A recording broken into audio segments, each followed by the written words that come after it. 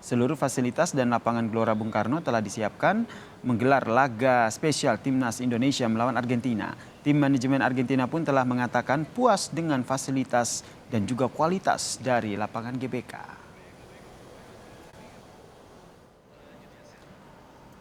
Pengelola GBK pun mengaku tidak ada permintaan fasilitas khusus dari ofisial tim sepak bola Argentina. Pengelola mengatakan tim sepak bola Argentina justru menilai sarana di stadion utama sudah sempurna. Tim Argentina hanya meminta tambahan kursi di bench bermain. Jadi untuk kemarin memang official dari Timnas Argentina sudah hadir beberapa kali dengan PSSI, sudah hadir sekitar 2-3 kali ke sini kunjungan untuk mengecek venue dan fasilitas sarana prasarana.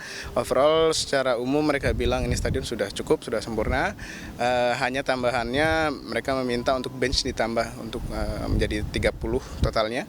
Lalu overall untuk ruang ganti mereka juga sudah cek.